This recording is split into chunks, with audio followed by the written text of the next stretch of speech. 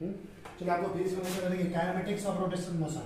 Rotational motion की क्या क्या काइनेमेटिक्स है। सबसे पहला एक टर्म आता है यहाँ पे एंगुलर डिस्प्लेसमेंट। क्या आता है जी? जैसे देखो दो तरह का मोशन है, एक है लीनियर मोशन, एक है एंगुलर मोशन। सुनो जब हम लोग सीधा सीधा किसी स्ट्रेट लाइन पाथ पे चलते जाते हैं तो ये मोशन जो कहलाता है हमारा क्या कहलाता है? Linear motion. क्या कहलाता है? Straight line motion. जैसे हमने काइनेमेटिक्स पढ़ा है तुमको पहले भी, linear motion straight line motion में जैसे एक्सेलरेशन बताया था, एक्सेलरेशन क्या होता है, डिस्प्लेसमेंट बताए थे क्या होता है, वेलोसिटी क्या होता है ना, स्पीड क्या होता है बताए थे, फोर्स क्या होता है बताए थे। तो जिस तरह ये सब चीज जो लीनियर मोशन में आता है ना, जब सीधा सीधा कोई पार्टिकल चलता है, सेम इसी तरह का एक और मोशन है जिसको हम बोलते हैं रोटेशनल मोशन। क्या बोलते हैं? जिसके बारे में इस चैप्टर में अभी हम पढ़ रहे हैं। रोटेशनल मोशन को एक और नाम से जानते हैं, इसको बोलते हैं एंगुलर मोशन। क्या बोलते हैं? रोटेशनल मोशन को क्या बोलते हैं? Angular motion. जैसे देखो यहाँ पे हम जो चलते हैं तो फोर्स लगता है, लीनियर मोशन में स्ट्रेट लाइन मोशन में बोलते हैं फोर्स, और रोटेशनल मोशन में उसी को बोलते हैं टॉर्क। क्या कहते हैं? टॉर्क। लीनियर मोशन में जो फोर्स का काम होता है वही रोटेशनल मोशन यानी एंगुलर मोशन में किसका काम होता है? टॉर्क का। यहाँ पे हम जिसको बोलते हैं डिस्प्लेसमेंट, क्या बोलते हैं? Linear displacement. क्या बोलते हैं? Linear displacement. डिस्प्लेसमेंट बोले मतलब कौन सा डिस्प्लेसमेंट? लीनियर। तो वही रोटेशनल मोशन में क्या बोलेंगे? Angular displacement. वहां भी जान दो क्या बोलेंगे? Angular displacement.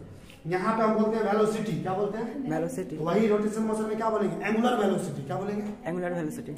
यहाँ पे बोलेंगे एक्सेलरेशन, लीनियर एक्सेलरेशन, वहां पे क्या बोलेंगे? Angular displacement. क्या बोलेंगे? Angular displacement. यहाँ पे बोलेंगे डिस्प्लेसमेंट, वहां पे क्या बोलेंगे? Angular displacement. क्या बोलेंगे? Angular displacement. समझना, यहाँ पे बोलते हैं मास, तो रोटेशनल मोशन में क्या बोलते हैं? Moment of inertia. क्या बोलते हैं? मोमेंट। सेम चीज होता है, बस मोशन अलग होता है। जो काम लीनियर मोशन में सारी चीजों का काम होता है वही काम बाकी एंगुलर मोशन में भी होता है। एक तो एक है लीनियर मोशन और दूसरी तरफ है रोटेशनल मोशन जिसको बोलते हैं एंगुलर मोशन। देखो यहाँ पे हम पढ़ने जा रहे हैं एंगुलर डिस्प्लेसमेंट। रोटेशनल मोशन में क्या आता है?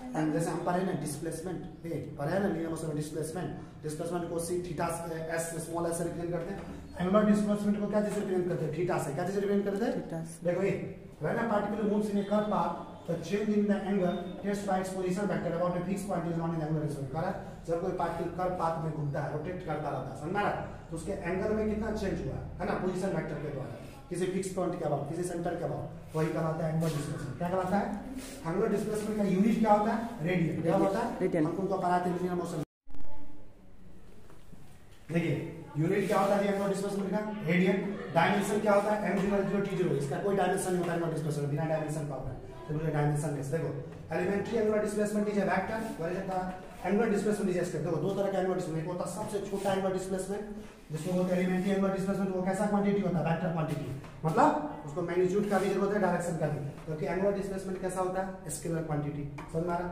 अब एंगुलर वेलोसिटी क्या होता है? एंगुलर वेलोसिटी को कैलकुलेटर से रिप्रेजेंट करते हैं जिसको कहते हैं ओमेगा। क्या कहते हैं जी? ओमेगा। देखो w को इसे घुमा दो, ये पूरा w ऐसे होता है, इसको घुमा के दो तो क्या कहलाता है? ओमेगा। क्या कहते हैं? ओमेगा। ओमेगा किसका रिप्रेजेंट करता है? Angular velocity. से पहले पढ़ा तुमको लीनियर मोशन में वेलोसिटी, वेलोसिटी को इसे रिप्रेजेंट करते थे v से, याद है?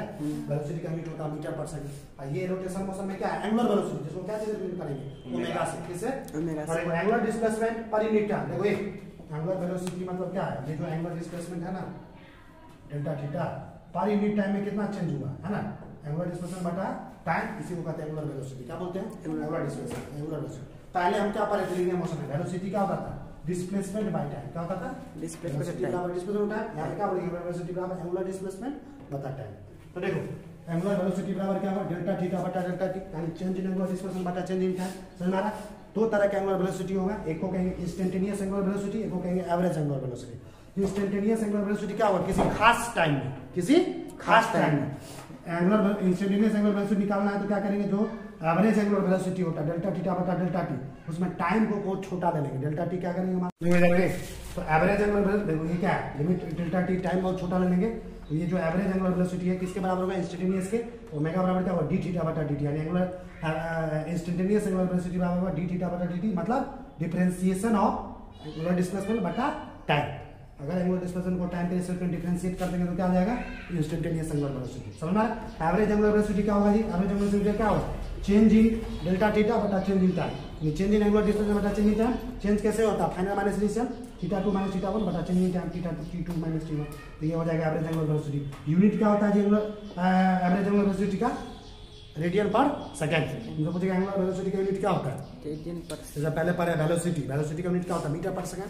तो एवरेज एंगुलर वेलोसिटी का क्या होगा? रेडियन पर सेकंड। डायमेंशन क्या होगा? m0 t-1, यानी चेंज इन टाइम, मास 0 होता है, लेंथ में 0 होता है, t-1 होता है, और उनको फ्रीक्वेंसी का भी ऐसा ही डायमेंशन होता है। फ्रीक्वेंसी में भी क्या होता है t-1 m0 l0, ये डायमेंशन हुआ किसका average angular velocity, sorry angular velocity का। अब इसके आगे जो है आगे की कहानी हम आपको नेक्स्ट क्लास में डिस्कस करेंगे।